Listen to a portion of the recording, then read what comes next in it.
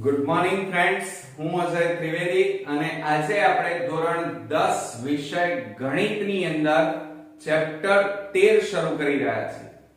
મિત્રો, ચેપ્ટર 13 એ પૃષ્ઠફળ અને ઘનફળ છે અને આ ચેપ્ટર જે આપણું પૃષ્ઠફળ અને ઘનફળનું છે બોર્ડની એક્ઝામ માટે ખૂબ જ ઇમ્પોર્ટન્સ ધરાવે છે. કેમ? એનું કારણ છે મિત્રો, કારણ કે આ ચેપ્ટરમાંથી કુલ 8 માર્ક્સના એક્ઝામ્પલ બોર્ડની એક્ઝામમાં પૂછાશે. એટલે સૌથી વધારે ગુણભાર ધરાવતું આ ચેપ્ટર છે અને એટલા માટે આપણા માટે ઇમ્પોર્ટન્સ આ ચેપ્ટરની વધી જાય. આમ તો મોટા ભાગના સ્ટુડન્ટ્સ આ ચેપ્ટરથી ગભરાતા હોય છે, પરંતુ મારી દ્રષ્ટિએ આ ચેપ્ટરથી સહેજ પણ ગભરાવાનું જરૂર નથી અને આપણે આ ચેપ્ટરમાંથી પૂરેપૂરા માર્ક્સ મેળવીશું.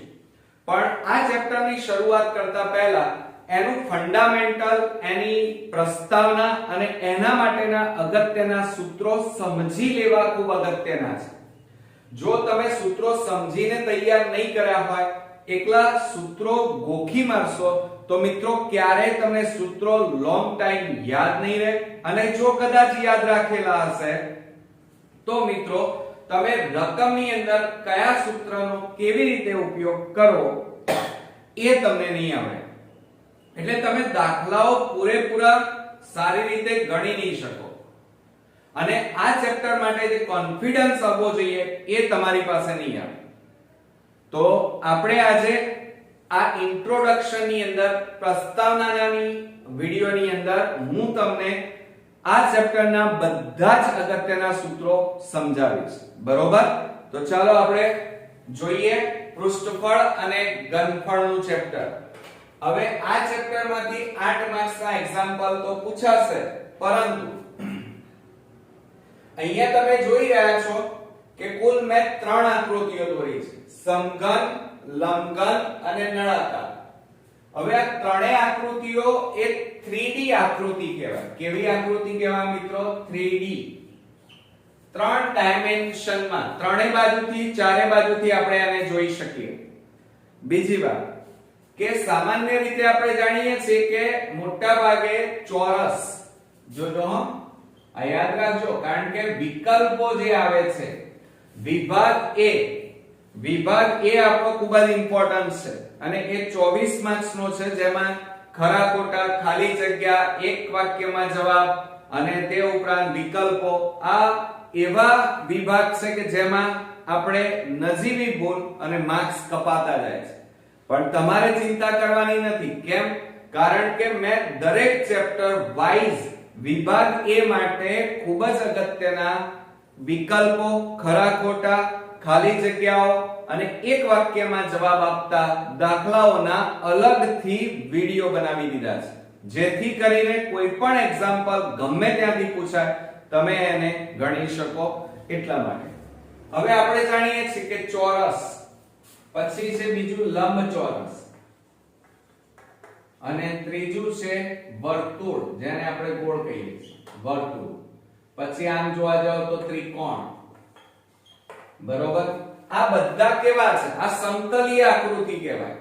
આ બધી આકૃતિઓ કેવી છે? સમતલીય, એક જ સમતલમાં આવેલી હોય અને સમતલમાં સરળતાથી દોરી શકાતી હોય. એના બધા ભાગો સમતલમાં આવતા હોય. જુઓ, હું અહીંયા ચોરસ દોર્યું તો બોર્ડ ઉપર તરત ચોરસ દોરાઈ ગયું. બોર્ડ ઉપર લંબચોરસ દોરાયું, બોર્ડ ઉપર ત્રિકોણ દોર્યો, બોર્ડ ઉપર મેં વર્તુળ દોર્યું, દોરી નાખ્યું.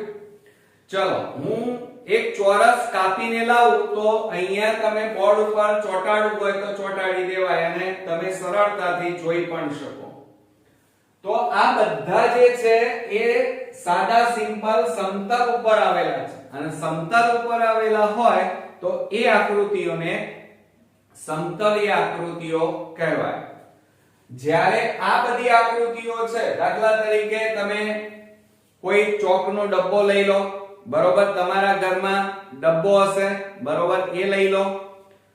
તો આ બધા, દાખલા તરીકે તમારું કંપાસ બોક્સ લઈએ તો આ બધા એ 3 ડાયમેન્શન ધરાવતી આકૃતિઓ છે. એ અહીંયા બોર્ડ ઉપર દર્શાવી શકાય નહીં, એટલે કે એમને મોટા ભાગે અલગ અલગ બાજુઓ છે, એક કરતા વધારે બાજુઓ છે, એટલા માટે 3D આકૃતિઓ છે. સમજીએ જરા. દાખલા તરીકે તમે જોઈ રહ્યા છો અત્યારે આ એક ચોકનો ડબ્બો છે. હવે આને મારે અહીંયા ચોંટાડા આ રીતે ના ચોંટાડી દેવા ખરા, પણ બધી બાજુઓ હું તમને બતાવી શકું, ઘણી બધી બાજુઓ છે. એટલે આ બધી આકૃતિઓ છે એ બધી આકૃતિઓ મોટા ભાગે 3D આકૃતિ કહેવાય. બરોબર? તો હવે આપણે આગળ વધીએ એટલે તમને ટૂંકા પ્રશ્નમાં પૂછાય કે સમતલીય આકૃતિઓ કઈ? તો ચોરસ, લંબચોરસ, ત્રિકોણ, વર્તુળ, આ બધી ગોળ, આ બધી સમતલીય આકૃતિ કહેવાય છે. જ્યારે હવે અહીંયા આપણે સમઘન, લંબઘન અને નળાકાર. તો તમે બધા જાણો છો સમઘન હોય બરોબર, તો એમાં બે વસ્તુ આવે, એક વક્ર સપાટીનું ક્ષેત્રફળ આવે અને એક કુલ પૃષ્ઠફળ આવે. બરોબર? દાખલા તરીકે આપણે એક વાત કરીએ. તમે જોયું હશે સમઘન લઈએ, સમઘનમાં બધી બાજુઓ કેવી હોય? સરખી. એટલે કે એની લંબાઈ, પહોળાઈ, ઊંચાઈ બધું જ સમઘનમાં સરખું હોય. અને પદાર્થની વક્ર સપાટી જો શબ્દ વપરાયો હોય તો એની અંદર કુલ કેટલી બાજુઓ હોય? 4 બાજુઓ હોય. કેટલી બાજુઓ હોય મિત્રો? 4.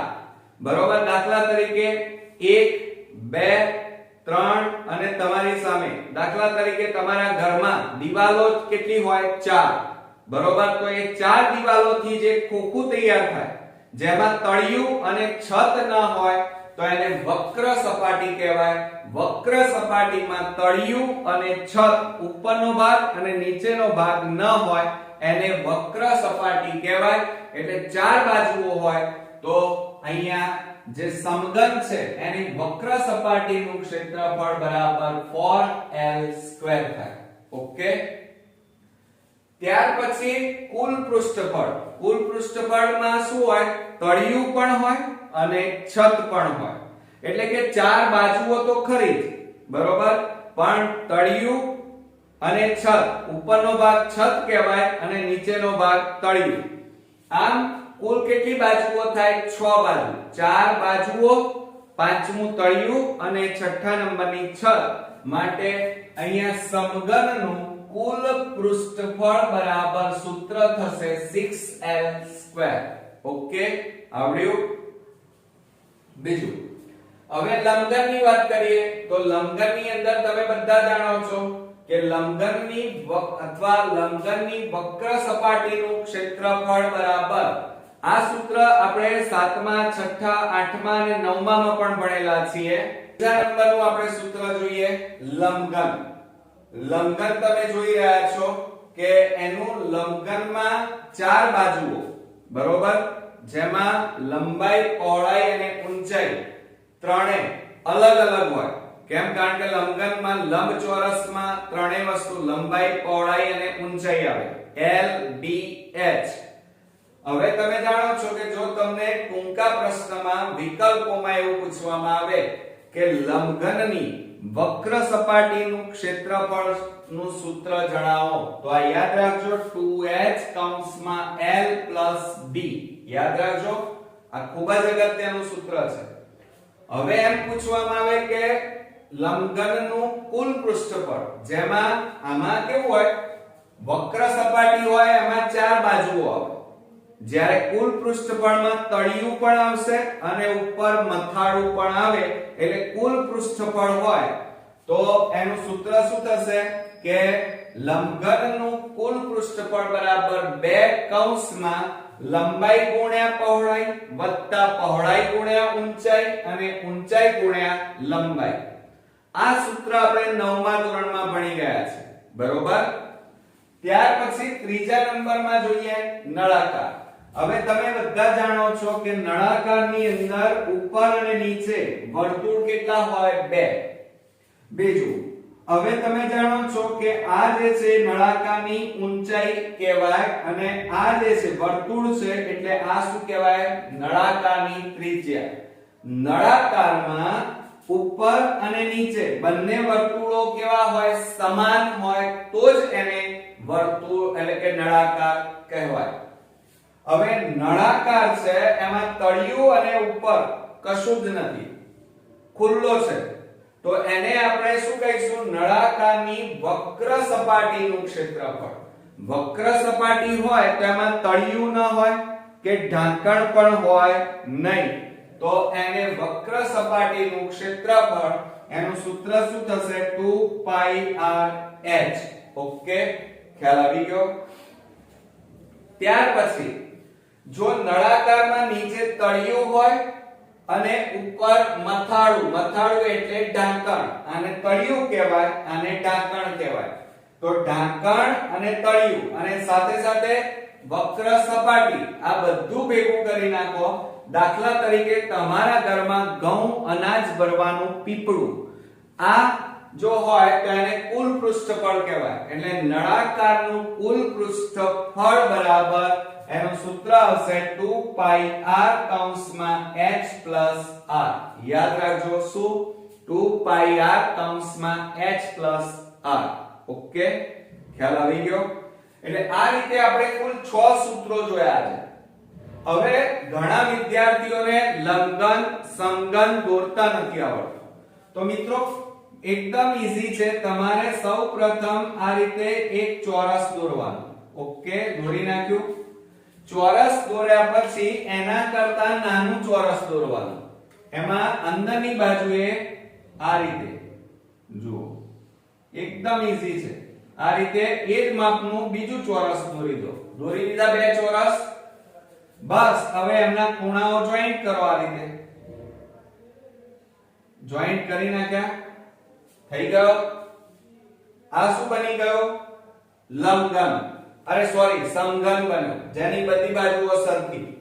હવે તમારે આની જગ્યાએ સમઘન દોરવું હોય, અરે લંબઘન દોરવું હોય તો તમારે શું કરવાનું? તો આ રીતે લંબચોરસ દોરી દેવાનું પહેલા. બરોબર?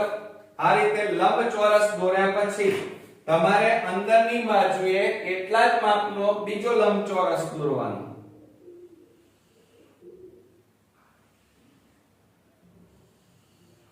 ચલો, દોરાઈ ગયો. બે લંબચોરસ દોરી નાખ્યા. બસ હવે આની ખૂણાઓ જોઈન્ટ કરો. આ રીતે 1 2 3 અને 4 થઈ ગયા. એટલે આ રીતે આપણું શું બની ગયો? આ લંબઘન છે ને, એકદમ ઈઝી મેથડ. તો આ રીતે જુઓ, સમઘનની વક્ર સપાટીનું ક્ષેત્રફળ 4l². સમઘનનું કુલ પૃષ્ઠફળ કીધું હોય તો 6l². લંબઘનની વક્ર સપાટીનું ક્ષેત્રફળ 2h કૌંસમાં l + b. લંબઘનનું કુલ પૃષ્ઠફળ હોય તો 2 કૌંસમાં lb + bh + hl. નળાકાર કીધું હોય તો નળાકારની વક્ર સપાટીનું ક્ષેત્રફળ બરાબર 2 પાઈ r h.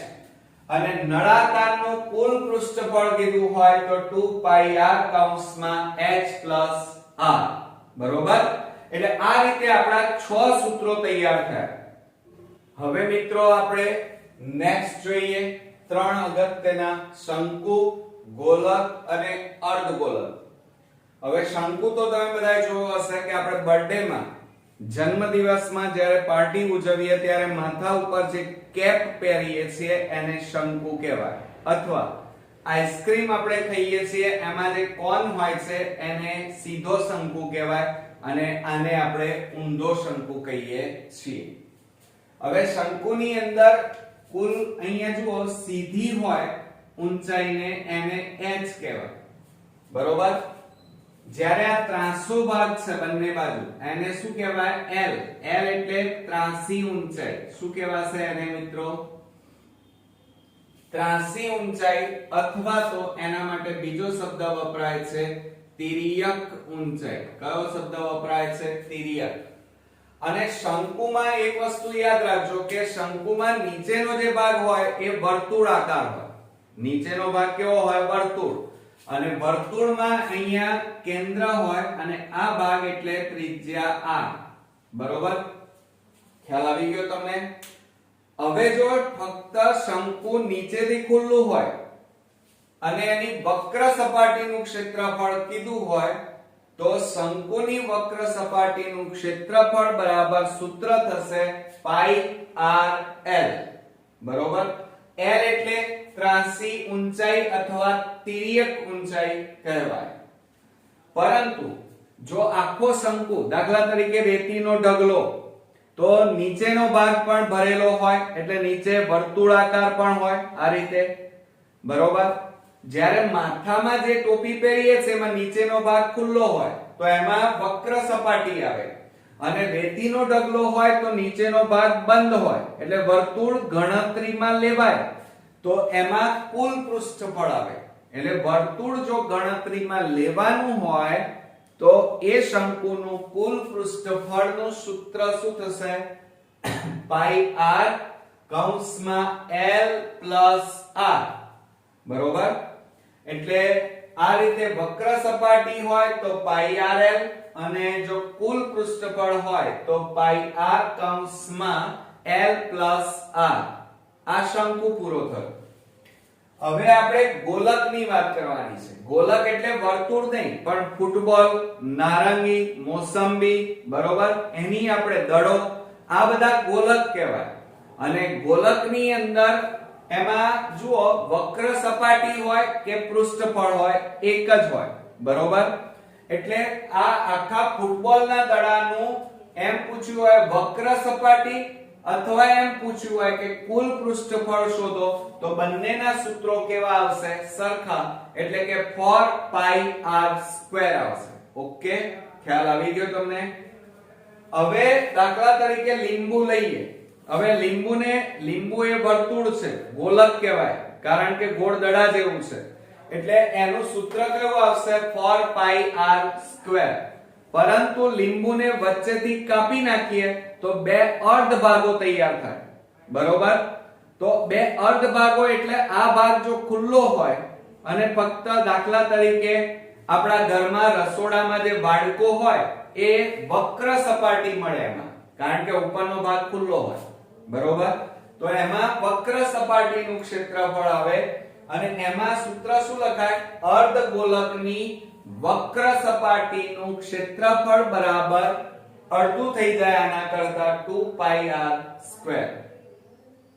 પરંતુ જો આ અર્ધ ગોલક હોય, બરોબર, અને ઉપરનો ભાગ બંધ હોય એટલે કે વર્તુળ ગણતરીમાં લેવાનું હોય, કારણ કે ઉપરનો ભાગ જો વર્તુળ હોય, આ ભાગ કેવો હોય? વર્તુળ. અને આમાં મોટા ભાગે શું આવે? વર્તુળ હોય એટલે ત્રિજ્યા તો આવે. બીજું, અર્ધગોલકમાં ક્યારે ઊંચાઈ ના હોય, ઊંચાઈ એ જ એની ત્રિજ્યા કહેવાય. યાદ રાખજો, અર્ધગોલક હોય કે ગોલક હોય એમાં ક્યારે ઊંચાઈ ના આવે. અર્ધગોલકમાં ત્રિજ્યા એ જ અર્ધગોલકની ઊંચાઈ. ઓકે, ટૂંકા પ્રશ્નમાં કામમાં આવશે. હવે આ અર્ધગોલક હોય, દાખલા તરીકે અડધું લીંબુ, એમાં ઉપરનો ભાગ બંધ છે માટે એમાં વર્તુળ ગણતરીમાં લેવું પડે, અને જો વર્તુળ ગણતરીમાં લેવાનું હોય અથવા એ અર્ધગોલકને બંધ કરી દેવાનો હોય તો એનું કુલ પૃષ્ઠફળ શોધાય, અને કુલ પૃષ્ઠફળનું સૂત્ર શું આવે? 3 પાઈ r સ્ક્વેર. એટલે જુઓ, શંકુની વક્ર સપાટી હોય તો પાઈ rl, શંકુનું કુલ પૃષ્ઠફળ હોય તો પાઈ r કૌંસમાં l પ્લસ r. ગોલક કીધું હોય તો ગોલકમાં વક્ર સપાટી હોય કે કુલ પૃષ્ઠફળ હોય બંને સૂત્રો સેમ આવે 4 પાઈ r સ્ક્વેર.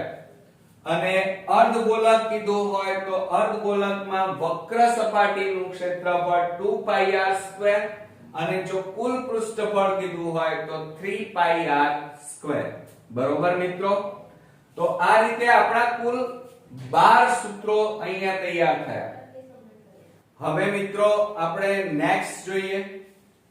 TSA લખેલું આવશે ઘણી જગ્યાએ. હવે એનું ફૂલ ફોર્મ શું થાય તો યાદ રાખજો, ટૂંકા પ્રશ્નમાં પણ પૂછી શકાય કે TSA એટલે ટોટલ સરફેસ એરિયા કહેવાય. ટોટલ એટલે બધી બાજુઓ, તળિયું, ઢાંકણ, ચાર બાજુઓ એટલે બધી કુલ 6 બાજુઓ હોય એટલે કુલ સરફેસ એરિયા કહેવાય. એટલે એનો મતલબ કે કુલ પૃષ્ઠફળ કહેવાય. એને ટૂંકમાં શું લખાય? TSA, total surface area. ખ્યાલ આવી ગયો? ત્યાર પછી છે LSA. શું? LSA લખેલું હોય એટલે આને લેટરલ સરફેસ એરિયા કહેવાય. શું કહેવાય? લેટરલ સરફેસ એરિયા એટલે કે પાર્શ્વ પૃષ્ઠોનું પૃષ્ઠફળ. પાર્શ્વ એટલે કઈ? તો ચાર બાજુ. દાખલા તરીકે જુઓ, મારી બે બાજુઓ કઈ કહેવાય? આ પાર્શ્વ કહેવાય. એક આ બાજુ અને એક આ બાજુ. તો પાર્શ્વ પૃષ્ઠોનું પૃષ્ઠફળ શોધવાનું હોય તો એને ટૂંકમાં LSA કહેવાય. ત્યાર પછી ત્રીજું તમારે યાદ રાખવાનું છે CSA. હવે CSA નું પૂરું નામ શું છે? Curved surface area. Curved surface area એટલે એનો મતલબ એ થાય કે વક્ર પૃષ્ઠફળ. એટલે આ ત્રણ વસ્તુ યાદ રાખવાની છે આપણે.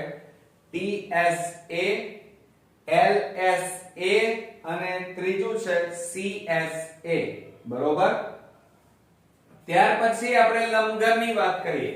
લંબઘન એટલે આપણે જાણીએ છીએ કે તેની લંબાઈ, પહોળાઈ અને ઊંચાઈ અલગ અલગ હોય તો એને લંબઘન કહેવાય. બરોબર. લંબચોરસમાં પણ ત્રણેય બાજુઓ કેવી હોય? અલગ અલગ. હવે લંબઘનનું ઘનફળ કીધું હોય ત્યારે એનું સૂત્ર શું થશે? લંબાઈ ગુણ્યા પહોળાઈ ગુણ્યા ઊંચાઈ. એને LBH વડે પણ લખાય. ત્યાર પછી લંબઘનનો લાંબામાં લાંબો વિકર્ણ સમજો જરા. દાખલા તરીકે હું અહીંયા એક લંબઘન દોરું છું. આ એક લંબઘન. બરોબર. આ લંબઘન દોરી નાખ્યો. બરોબર. હવે એમાં લાંબામાં લાંબો વિકર્ણ કયો થાય? તો આપણે જાણીએ છીએ કે જે આ રીતે આને આ જુઓ હું આ રીતે દોરું છું. આ કાટકોણ ત્રિકોણ બન્યો તો આ વિકર્ણ બરોબર એ લાંબામાં લાંબો વિકર્ણ કહેવાય. તો એના માટેનું સૂત્ર ધ્યાન રાખજો કારણ કે અમુક જ દાખલામાં આ સૂત્રનો ઉપયોગ થશે જ્યારે ઓકવર્ડ કોઈ એક્ઝામ્પલ પૂછી શકાય ત્યારે કે વર્ગમૂળમાં લંબાઈનો વર્ગ વત્તા પહોળાઈનો વર્ગ વત્તા ઊંચાઈનો વર્ગ એટલે કે વર્ગમૂળમાં l² + b² + s².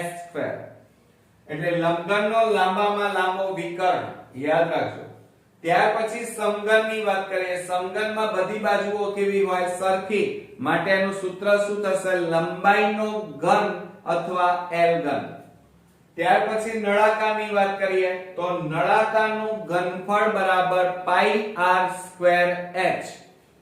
અને જ્યારે શંકુ હોય, હવે સમજો આ શંકુ છે, એમાં બે ઊંચાઈ આવે. આ h એટલે સીધી ઊંચાઈ કહેવાય અને l એટલે ત્રાંસી ઊંચાઈ. તો આ બંને ઊંચાઈમાંથી જ્યારે એક ઊંચાઈ ન આપેલી હોય, ત્રાંસી ઊંચાઈ અથવા સીધી ઊંચાઈ અથવા ત્રિજ્યા શોધવાની હોય ત્યારે આ સૂત્રનો ઉપયોગ કરવાનો. l² = h² + r². કયું સૂત્ર વાપરીશું? લંબાઈનો વર્ગ બરાબર ઊંચાઈનો વર્ગ વત્તા ત્રિજ્યાનો વર્ગ. અને ત્યાર પછી શંકુનું ઘનફળ કીધું હોય તો શંકુનું ઘનફળ તો એનું સૂત્ર થશે 1/3 πr²h. યાદ રાખજો. શંકુનું ઘનફળ કીધું હોય તો 1/3 πr²h. એને જુદી રીતે આ રીતે પણ બોલાય. 1/3 ગુણ્યા πr² એટલે વર્તુળનું ક્ષેત્રફળ ગુણ્યા ઊંચાઈ. આ રીતે પણ બોલી શકાય પણ આપણે યાદ રાખવાનું નથી. આપણે આ રીતે સીધી રીતે યાદ રાખવાનું કે શંકુનું ઘનફળ બરાબર 1/3 πr²h. બરોબર મિત્રો. તો આ બધા સૂત્રો કોન્ક્રીટ તમારે 10 થી 15 વાર લખવા પડશે અને તૈયાર કરી નાખવા પડશે. જ્યાં સુધી તમે તૈયાર નહીં કરો ત્યાં સુધી એક્ઝામ્પલમાં તમને ટપ્પી પડશે નહીં, એટલે કે આવડશે નહીં. રકમ તમે સમજેલી હશે પણ સૂત્રો જ નહીં આવડતા હોય તો તમે દાખલા નહીં ગણી શકો. એટલે સૂત્રો મસ્ટ બી કમ્પલસરી તૈયાર કરવાના. હવે મિત્રો આપણે નેક્સ્ટ સૂત્ર જોઈએ. ગોળો આપેલો હોય એટલે કે ફૂટબોલ હોય તો ગોળાનું ઘનફળ જ્યારે આપણને કીધું હોય ત્યારે 4/3 પાઈ r ઘન એટલે કે 4/3 પાઈ r ની 3 ઘાત લેવાની. અને જો આ રીતે અર્ધગોલક આપેલો હોય અને જ્યારે અર્ધગોલકની અંદર દાખલા તરીકે એક વાડકો હોય, વાડકામાં પાણી ભરેલું હોય, દવા ભરેલી હોય, દાળ ભરેલી હોય, કઢી ભરેલી હોય, આવી રીતે કોઈ પ્રવાહી અંદર ભરેલું હોય તો એનું ઘનફળ શોધાય અને અર્ધગોલક કહેવાય એને. તો અર્ધગોલકનું ઘનફળ જ્યારે શોધવાનું કીધું હોય ત્યારે 2/3 પાઈ r ની 3 ઘાત સૂત્રનો ઉપયોગ કરવાનો. ઓકે.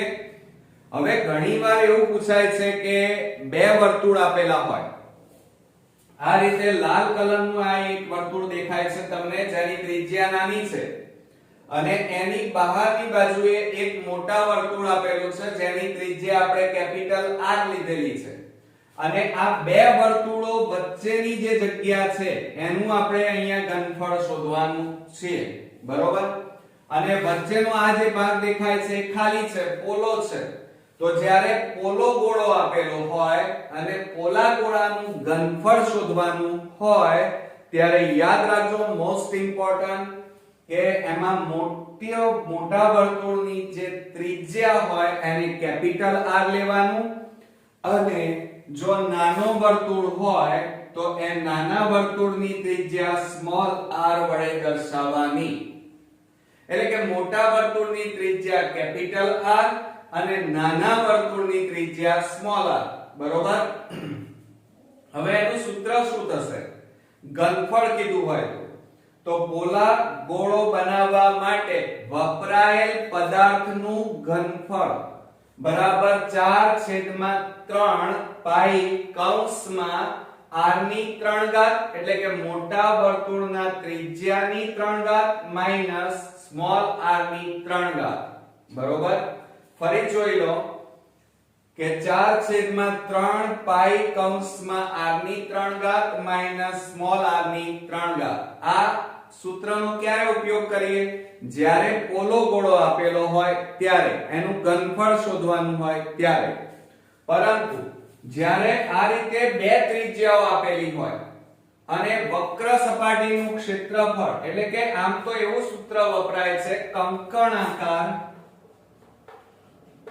હવે આ નાનું વર્તુળ અને આ મોટું વર્તુળ, મોટા અને નાના વર્તુળની વચ્ચે આ જે ભાગ દેખાય છે જ્યાં મેં લીલા કલરનો ટપકા કર્યા છે એ ભાગનું ક્ષેત્રફળ શોધવાનું હોય તો કયું સૂત્ર વાપરશો? તો એને કંકણાકાર કહેવાય. એ જગ્યાને શું કહેવાય? કંકણાકાર જગ્યાનું ક્ષેત્રફળ બરાબર પાઈ કૌંસમાં r² માઈનસ સ્મોલ r². અથવા એમ પણ લખી શકાય કે પાઈ કૌંસમાં r પ્લસ r અને બીજા કૌંસમાં r માઈનસ r. આ સૂત્રનો ઉપયોગ કરી અને આપણે આ બે વર્તુળો વચ્ચેની જગ્યાનું ક્ષેત્રફળ શોધી શકાય જેમાં કેપિટલ R એ મોટા વર્તુળની ત્રિજ્યા, સ્મોલ r એ આ નાના વર્તુળની ત્રિજ્યા. ઓકે. એટલે ક્ષેત્રફળ હોય તો આ સૂત્ર અને ઘનફળ કીધું હોય તો આ સૂત્રનો ઉપયોગ કરવાનો. હવે ત્યાર પછી આપણે જોઈએ પ્રવાહીના ઘનફળના એકમો. હવે જુઓ 1 લિટર બરાબર શું થાય? મોસ્ટ ઇમ્પોર્ટન્ટ યાદ રાખજો કારણ કે આની બહુ જરૂર છે એક્ઝામ્પલમાં. 1 લિટર બરાબર 1000 સેમી ઘન થાય. 1 લિટર બરાબર 1000 સેમી ઘન. અને જો 1 મીટર ઘન આપેલો હોય તો 10 લાખ સેમી ઘન થાય. 10 લાખ સેમી ઘન એટલે મીંડા કેટલા આવ્યા? ગણો. 1 2 3 4 5 6. એને ટૂંકમાં લખવું હોય તો 10⁶ સેમી ઘન થાય. એટલે 1 મીટર ઘન બરાબર 10 લાખ સેમી ઘન અથવા 1 મીટર ઘન બરાબર 10⁶ સેમી ઘન પણ લખાય. ઓકે. પછી 1 મીટર ઘન બરાબર 1000 લીટર. યાદ રાખજો, આનો ઉપયોગ પણ એક્ઝામ્પલ માં ખાસ આવશે કે 1 મીટર ઘન બરાબર અથવા 1 ઘન મીટર બરાબર 1000 લીટર. અને 1 લીટર આપેલું હોય તો 1000 મિલી થાય. 1 લીટર બરાબર 1000 મિલી. અને 1 સેમી ઘન કીધું હોય ત્યારે 1 મિલી થશે. ખ્યાલ આવી ગયો? પણ અહીંયા ખાસ તમારે ધ્યાન શું રાખવાનું છે કે 1 ઘન મીટર બરાબર 1000 લીટર અને 1 મીટર ઘન બરાબર જો સેમી માં ફેરવવાના હોય તો 10 લાખ સેમી ઘન થાય, જેને ટૂંકમાં 10 ની 6 ઘાત સેમી ઘન કહેવાય. અહીંયા જે આ 3 ઘાત છે એ 3 ઘાતના ક્યુબ પણ કહેવાય. ક્યુબ એટલે કે 1 મીટર ક્યુબ. ક્યુબ એટલે 3 ઘાત કહેવાય. ઓકે, તો આ બધા સૂત્રો આપણે 10 વાર લખી અને કોન્ક્રીટ તૈયાર કરવાના છે, તો જ તમે આ ચેપ્ટરના બધા જ એક્ઝામ્પલ ઈઝીલી, સરળતાથી અને મજાથી મિત્રો ગણી શકશો. હવે ફ્રેન્ડ્સ આપણે નવા સૂત્રો જોઈએ, શંકુના આડછેદના સૂત્રો. હવે મિત્રો અત્યાર સુધીના જે સૂત્રો જોયા એ ધોરણ 7, 8, 9 ના અને ધોરણ 10 ની અંદર થોડાક તમને પરિચિત હતા અને આવડે એવા હતા. પરંતુ મિત્રો જ્યારે પૃષ્ઠફળ અને ઘનફળની અંદર શંકુના આડછેદ એટલે દાખલા તરીકે આપણે આડછેદ કોને કહેવાય? તો તમે અહીંયા જુઓ છો એક કોણ દોરેલો છે અને એ કોણને વચ્ચેથી કાપી નાખવામાં આવે તો એના બે ટુકડા થશે. જુઓ, શંકુને તેના પાયાને સમાંતર એટલે આ જે પાયો છે એના સમાંતર આપણે કાપી નાખીએ તો શંકુના બે ટુકડા થાય. એક ઉપરનો ભાગ અને એક નીચેનો ભાગ. ઉપરનો ભાગ છે એ શંકુ જ રહેશે, પરંતુ નીચેનો જે ભાગ છે એ ભાગ શંકુનો આડછેદ કહેવાય. આ જે તૈયાર થયો એને શંકુનો આડછેદ કહેવાય. અને શંકુના આડછેદમાં કુલ તમારી પાસે બે વર્તુળો હોય, આ એક અને આ બીજું વર્તુળ. એમ બે વર્તુળો શંકુના આડછેદની અંદર તૈયાર થાય. બરોબર? એટલે એનો મતલબ એ થયો કે બંને વર્તુળો સરખા નહીં હોય. એક વર્તુળ નાનું હશે, એક વર્તુળ મોટું હશે. નાના વર્તુળની જે ત્રિજ્યા છે એને R2 લેવાનું અને મોટા વર્તુળની જે ત્રિજ્યા છે એને R1 તરીકે દર્શાવવાનું. ત્યાર પછી આ જે શંકુનો આડછેદ છે એમાં જે આ સીધી ઊંચાઈ છે એને શું કહેવાય? સ્મોલ h કહેવાય. અને શંકુના આડછેદમાં ત્રાંસી જે ઊંચાઈ છે એને આપણે L વડે દર્શાવીએ છીએ. એટલે ખ્યાલ આવ્યો કે શંકુનો આડછેદ. તો તમે ઘણીવાર આપણા ઘરોની અંદર આવા વાસણો જોયા હશે. આ ઉપરાંત જોકરની ટોપી પણ તમે જોઈ હશે. પછી ફેરિયાવાળા મિત્રો આપણે નાના હતા, બરોબર, ત્યારે આપણે ઘણીવાર એવી વાર્તાઓ ટોપીવાળા અને વાંદરાની વાર્તા જોઈ હતી. એની અંદર જે ફેરિયાઓ હતો એ આવી ટોપી મોટા ભાગે પહેરતા હતા. તમે જોયું હશે કે આવી એક ટોપી આવે છે, તમે જોયું હશે. એમાં એ ઉપરનો ભાગ નાનો અને નીચેનો ભાગ આ રીતે મોટો, અને આ રીતે આપણી એક ટોપી તૈયાર થાય છે જેને શંકુનો આડછેદ કહેવાય. જેમાં ઉપરનો ભાગ, ઉપરનો વર્તુળ નાનો અને નીચેનો વર્તુળનો જે ભાગ છે એ મોટું વર્તુળ આવેલું હોય છે. આમ બે ત્રિજ્યા મળે, એક નાની ત્રિજ્યા અને મોટી ત્રિજ્યા. મોટી ત્રિજ્યાને R1 અને નાની ત્રિજ્યાને શું કહેવાય? R2. અને આ શંકુના આડછેદ ઉપરથી આપણને કેટલાક દાખલાઓ પૂછાશે, પણ ગભરાવાની જરૂર નથી. જો સૂત્રો તમારા પાકા હશે તો તમે આ એક્ઝામ્પલ સરળતાથી ગણી શકશો. મોટા ભાગના જે ટીચર્સ હોય છે એ આ ચેપ્ટરના દાખલાઓ સ્કીપ કરવાનું કહે છે, અથવા તો ન ગણો તો પણ ચાલે એવું કહે છે, પણ હું ના પાડું છું. હું તો એમ જ કહું છું કે બધા જ ચેપ્ટર આપણને આવડવા જોઈએ, બધા જ એક્ઝામ્પલ આપણે ગણવાના છે, અને એ પણ એકદમ ઈઝી મેથડથી. પણ એના માટે જરૂરી શું છે? મેઈન વસ્તુ સૂત્રો. સૂત્રો તમારા પાકા હોવા જોઈએ. હવે એમાં પહેલું અગત્યનું સૂત્ર મોસ્ટ ઇમ્પોર્ટન્ટ 10 થી 15 વાર લખી કાઢવાનું. શંકુના આડછેદનું ઘનફળ પૂછ્યું હોય. દાખલા તરીકે આ શંકુનો આડછેદ છે, બરોબર, અને આ આડછેદનું ઘનફળ બરાબર એનું સૂત્ર છે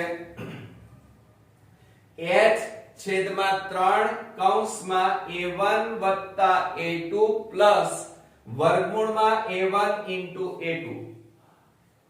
હવે તમે કહેશો સર આ a1 a2 શું છે? તો ધ્યાન રાખજો, મેં એ પણ લખ્યું છે કે શંકુના a1 a2 એ શંકુના આડછેદના બે છેડાઓ, આ બે છેડા એટલે ઉપર અને નીચે, આ ઉપર અને નીચે બે છેડાના વર્તુળોના ક્ષેત્રફળ, એક નાનું ક્ષેત્રફળ એક મોટું ક્ષેત્રફળ. ખ્યાલ આવ્યો? એટલે a1 અને a2 એ બે વર્તુળોના ક્ષેત્રફળ છે, એક નાના વર્તુળનું ક્ષેત્રફળ અને એક મોટા વર્તુળનું ક્ષેત્રફળ. ત્યાર પછી બીજું અગત્યનું સૂત્ર જોઈએ, શંકુના આડછેદની વક્ર સપાટીનું ક્ષેત્રફળ. વક્ર સપાટી એટલે ફરતે, તો યાદ રાખજો કે એનું સૂત્ર થશે 1/2 કૌંસમાં c1 વત્તા c2. શું યાદ રાખવાનું? 1/2 c1 વત્તા c2. હવે તમને એમ પણ થાય પાછું કે સર આ c1 એટલે શું? અમને તો આજ સુધી ભણ્યા નથી. પણ મિત્રો જો અહીંયા c1 અને c2 એ શંકુના આડછેદના આ બે વર્તુળો જે આપણને આપેલા છે, બંને વર્તુળોના પરિઘ છે. શું છે? પરિઘ. c1 c2 એ પરિઘ છે. પરિઘનું સૂત્ર શું થાય? 2πr. ઓકે, ખ્યાલ આવી ગયો? ત્યાર પછી ત્રીજા નંબરની વાત કરીએ, પણ એ પહેલા બીજું એક અગત્યનું સૂત્ર જોઈ લઈએ કે જ્યારે ત્રાંસી ઊંચાઈ, આ ત્રાંસી ઊંચાઈ l શોધવાની હોય તો એનું સૂત્ર છે વર્ગમૂળમાં h2 એટલે સીધી ઊંચાઈ વત્તા કૌંસમાં r1 r2 કૌંસ બાર વર્ગ. યાદ રાખો. ત્રીજા નંબરની વાત કરીએ, શંકુના આડછેદની કુલ સપાટીનું ક્ષેત્રફળ.